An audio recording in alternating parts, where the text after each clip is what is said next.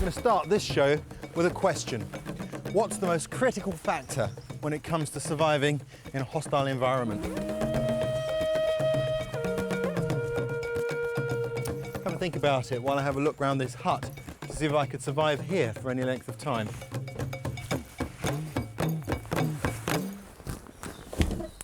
Well, cabins like this for anyone stuck in the bush are a godsend. For a start, there's a roof over my head. I'm at a place called Rose Inlet in southeast Alaska, and they get over 12 feet of rain here a year, so shelter is important. You can also tell that they get a lot of snow here because there's one really big stove there, bang in the middle of the cabin.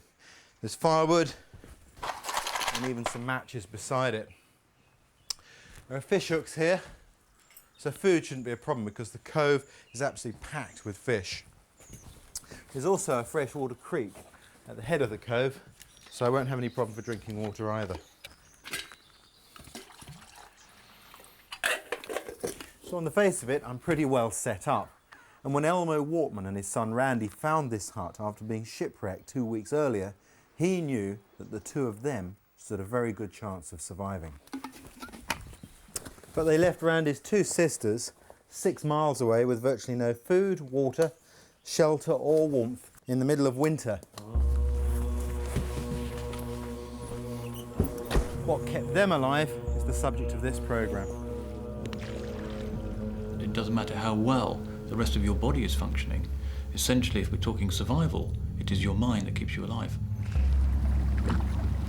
Survival is psychology, because your head is what makes the decisions about how you perceive the threat that you're faced with and whether you're going to approach it with a realistic optimism or whether you'll feel overwhelmed and quit and perish. This programme is about the psychology of survival. Everyone we hear from has been through some sort of disaster and survived, or spent their life's work trying to figure out why they came through while others around them died.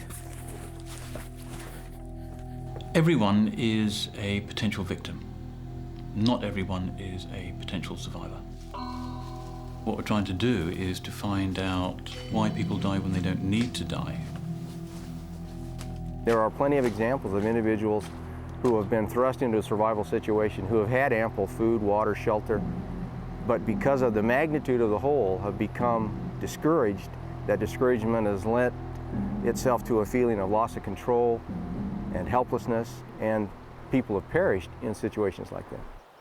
One classic example is the story of the West One, a fishing boat which sank in a totally different environment to this one, in the Pacific Ocean off Hawaii. The crew took to 2 life rafts connected by a length of rope. The ship's captain was in one and the first mate in the other. They were at sea for 2 weeks before they were rescued by another ship. During that time, 2 separate cultures, if you like, developed in those life rafts. In one life raft under the command of the mate clearly took control of the situation. Everyone all right? Yeah. So they went through basic drills. They mopped out the life raft, they got the water out to prevent saltwater sores occurring. Food and rations were all spread out equally and so on. The other life raft, none of this took place. The men did not adapt to that environment and did not help themselves.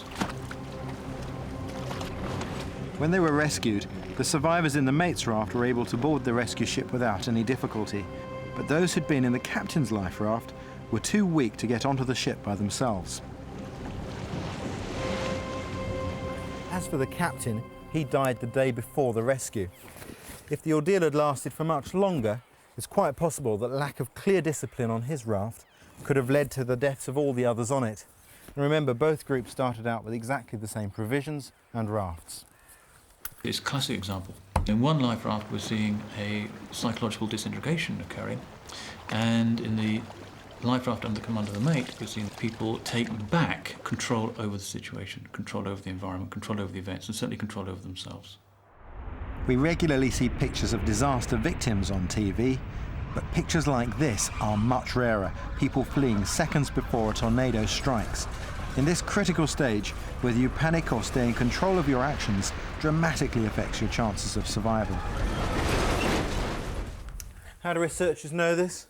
Well, they talked to hundreds of people who survived incidents like this. The 1996 crash of an Ethiopian plane that ran out of fuel during a hijacking. When I first realized we were being hijacked, the first thought I had was, well, uh-oh, this is going to be a long day. You know, the inconvenience factor more than fear almost.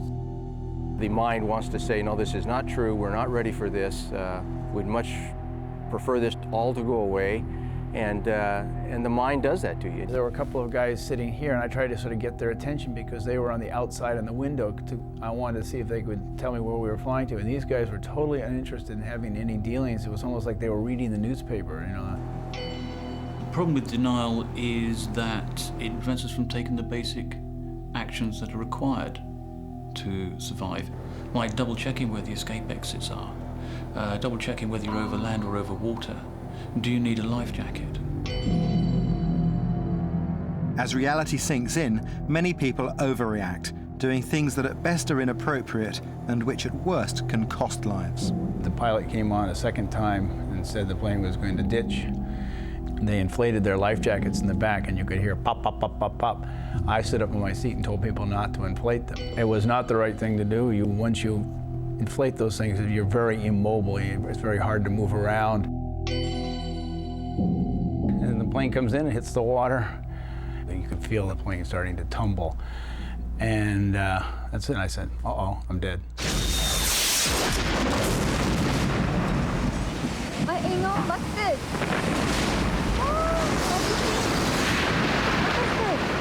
Amazingly, 47 people escaped from this alive, thrown clear of the wreckage as the plane broke up. There was a sailboat, a windsurfer, and a Zodiac. And I said, wow, there's rescue, there's hope. But many more people had survived the impact, only to die because they were trapped inside the wreckage. The doctors that were there at the beach, one of them told me that the first 20 bodies he examined had all drowned. They hadn't died of evident primary injuries. The implication is that many people were trapped by the life jackets that they'd inflated too soon. Their chances of survival reduced by what they'd done immediately before the impact. Once it had happened, the survivors were close enough to a holiday beach for rescue to be on hand immediately, so long-term survival wasn't an issue.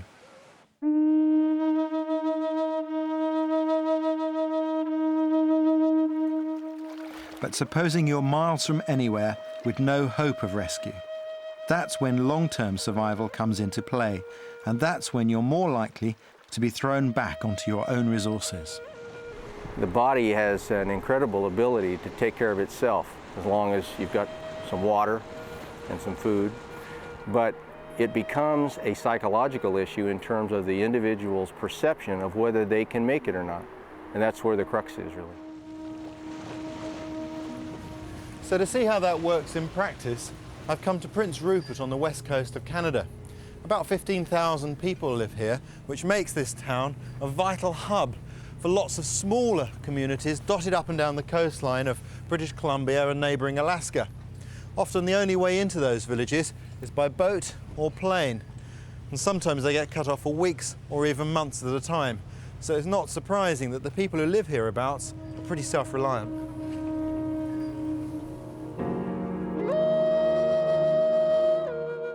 It was in this remote environment that the Wortman family, Father Elmo, son Randy, and daughters Cindy and Gina lived in the late 1970s.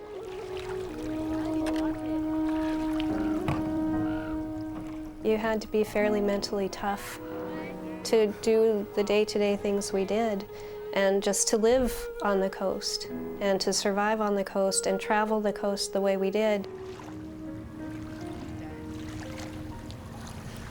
When she was just 12, Gina Wortman survived an extraordinary ordeal in the wilderness, one in which she relied as much on her mind as upon the skills she learned growing up in these wild and beautiful surroundings. Back in the 1950s, a psychologist called Kurt Richter carried out an experiment that illustrates the kind of beliefs that Gina Wortman, with a brother and sister, needed to survive. He put rats into a cage which had just one opening that led into a long, narrowing tunnel. When the rats tried to get out, some of them just gave up, turned back and stayed there, while others struggled all the way through to the end and freedom. Here you go. But the experiment had two parts. He next put the same rats into a tank of water and found an astonishing difference in the way the two groups behaved. The rats that had given up in the cage gave up again. They just sank to the bottom and drowned, while the ones that had struggled free before kept swimming until they were rescued. What the rats learned is that if you don't give up, you have a very good chance of survival. And that's exactly what the Wortman children had learned from their father. Want it again? Ready? Go! Elmo Wortman died in 1993, but when his children were growing up, he instilled in them such resilience and faith in his leadership that they survived an ordeal which might have led others to give up and die. Excellent. We were hardy kids, and we were strong and capable and knew how to take care of ourselves. And yet, my dad was the authority. It was just driven home that on the boat or in a dangerous situation, you listen to Dad and you don't question what he's telling you to do, because it could be the difference between life and death. Man, let's go. As the Wortman family left Prince Rupert one February afternoon, those beliefs were about to be tested to the limits and beyond. They were sailing to their home in Alaska, 120 miles away, across some of the most exposed and dangerous waters in the area. Their route would take them past the cabin at Rose Inlet, and I'm going to follow it as closely as I can, using Elmo's own account. They were aiming for Cordova Bay here, and from there on up to Craig. The cabin is about here. But when they got to this point, a storm came up.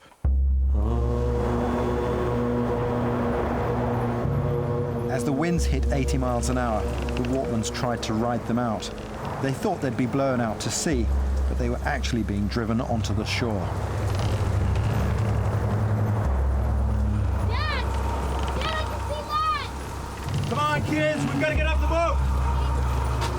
Dad was deciding what was going with us and what wasn't going with us. Come on, kids, we've got to get going! Grab your phone or coat! In a sense, like he was completely in control of what was really a very out of control situation. Get over the side! Peter, we've got to go now!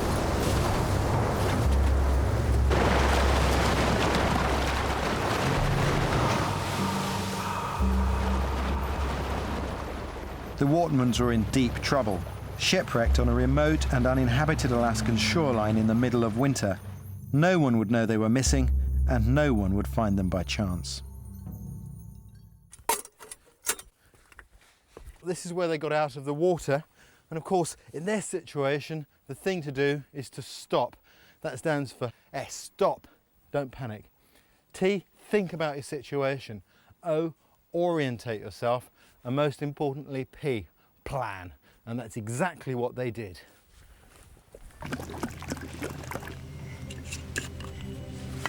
My dad started taking control of the decision making, and my brother, even at 15 years old, he was a hard worker and very focused. And so we all kind of fit back into our roles and started to look at the situation as a survival situation instead of as a hopeless situation. They built a basic shelter where they would spend the first night ashore and scavenged for what little food they could find. Their first meal was a handful of mussels cooked on an open fire like that, but you need an awful lot of those if you're going to survive for any length of time. The problem with this beach is that there isn't very much food here. For most of the year, this is exposed to heavy surf, which means there are very few mussels to be found on the rocks.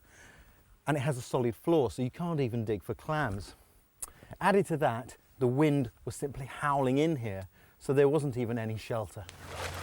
They could have just slumped into apathy, as many people have done in similar situations. But the Wortmans knew that if they were going to live, they had to get away from here. They would have to rely on a leaking dinghy, which would only support 2 people without sinking. It would need strengthening for the 20-mile journey to the hut.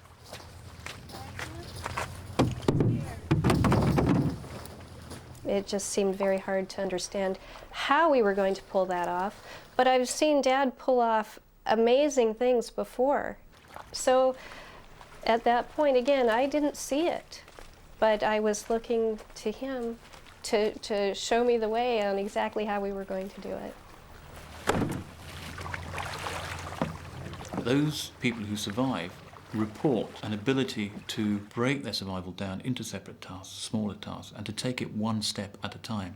Survival's not a big task. Survival is a whole series of small tasks. From familiar landmarks, they'd figured out exactly where they were, which is this inlet just here. Now their plan was to head to the nearest people at the hut in Rose Inlet, way up here. We'll see you in the next bay. First they had to move to a more sheltered bay to work on the dinghy. Eventually it would have to carry all 4 of them across 2 miles of open water. But for now they split up, Randy and Gina going by sea, Cindy and Elmo making a treacherous hike through dense woodland and snow-filled gullies. I was like Superwoman at that point. I could have hiked anything. I had to know that they were okay. It was just adrenaline, and I was beyond fear. For my own safety, all I knew was we were gonna get up the beach to where they were. It was only a mile away, but it took Cindy and Elmo 2 whole days to reach Randy and Gina on the second beach.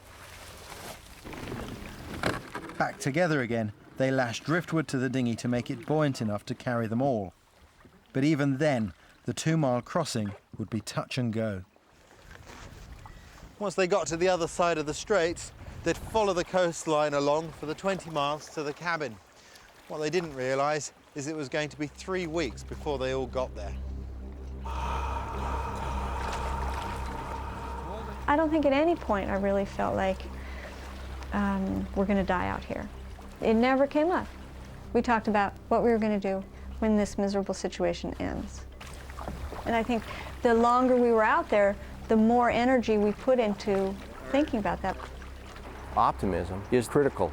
If a person is realistically optimistic that they can get through the situation, almost invariably they will. A discouragement is what changes the potential to survive to the probability that you won't.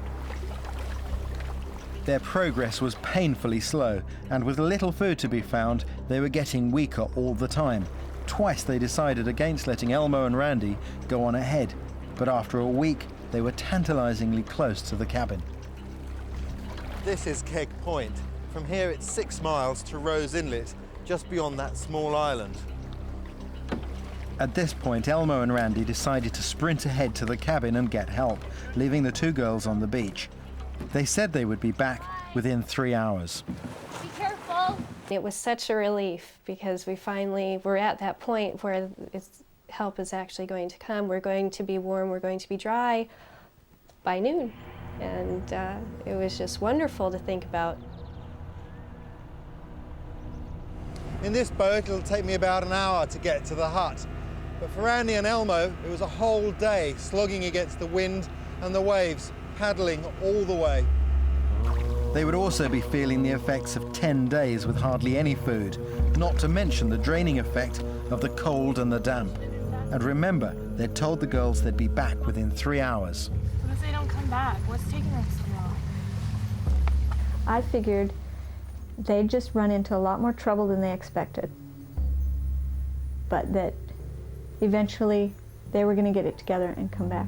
And maybe that was a certain childhood just confidence in your daddy, but also denial, because I couldn't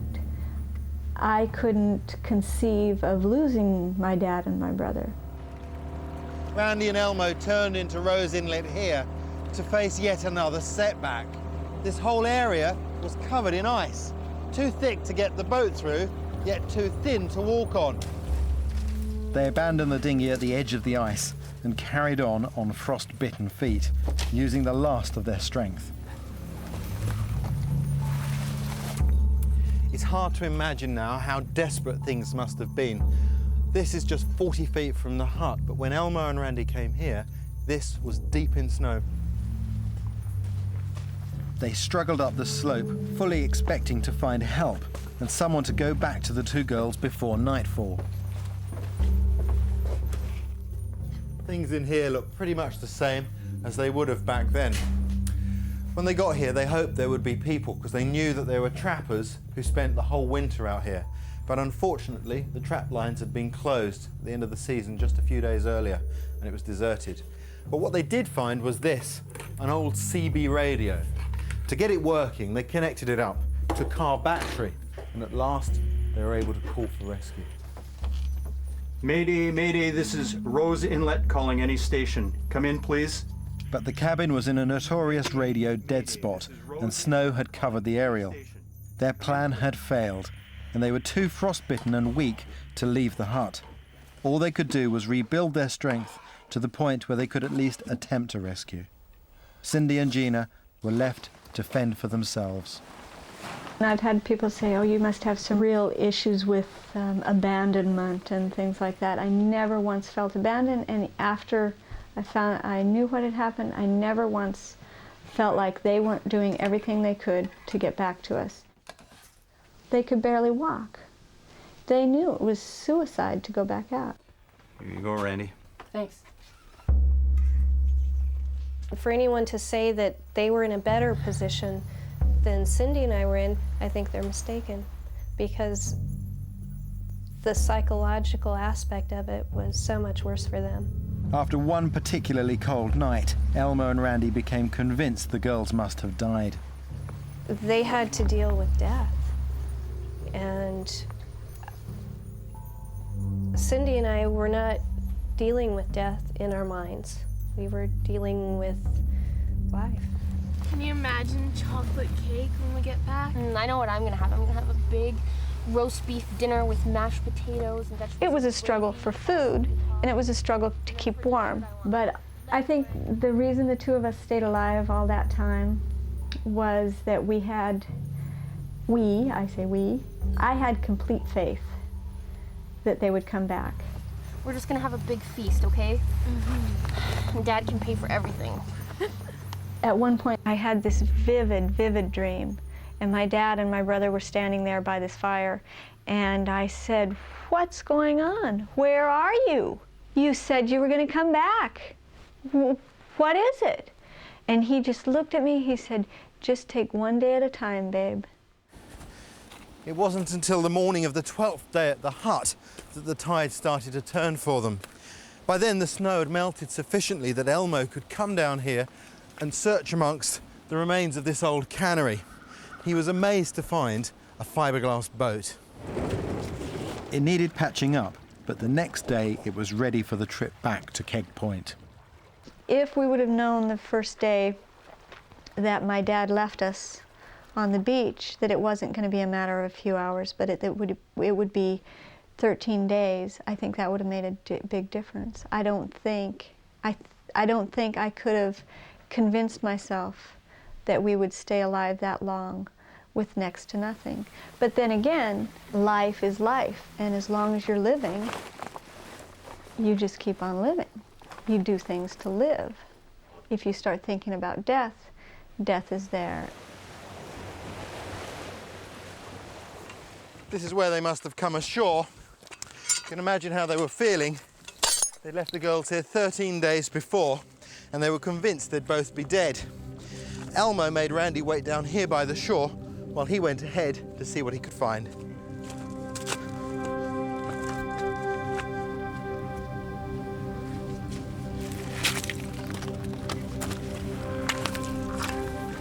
Gina? I heard my dad's voice. Dad? Dad! Oh, thank God! I was so excited, and I was so happy, and I said, "I knew you were going to come back. I knew it. I knew it." And he said, "You're alive." And again, it was like, well, of course. We couldn't imagine what else we would be. The crew was back together, and there was our leader, and it was wonderful. They reached the hut to find that the owners had returned while Randy and Elmo had been away. They were rescued soon after by a Coast Guard helicopter.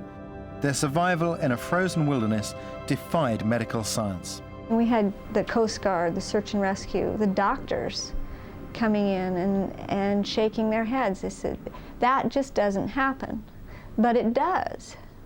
And I think we tend to put a lot of focus on what the limits are, instead of thinking, we don't know what the limits are.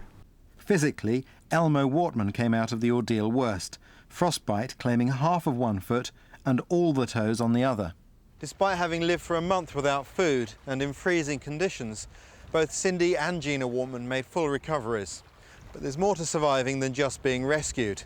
Many survivors have to overcome deep-seated psychological trauma long after the original ordeal is over. For a long time, I carried around guilt, thinking that I really didn't do enough. I didn't try hard enough, I didn't paddle hard enough or long enough. And it's taken 20 years to realize that at 12, you can only do so much. And I realized that I was forgiving so much in so many other people. And then I could look back and see that I hadn't forgiven the 12-year-old that I was. And realizing that that's really a long time to hold a grudge, especially against a 12-year-old.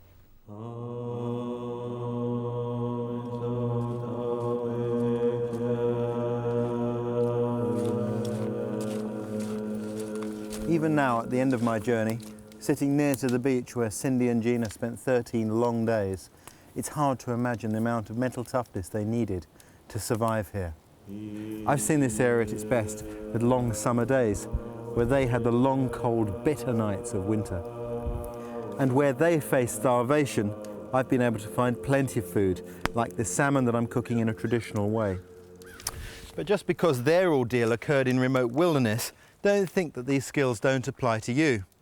We, all of us, at some point in our lives, find events spiralling out of control. At those times, it's not what you know that counts, but how you apply it. Just as I said at the beginning of the program, you have to make your psychology work for you.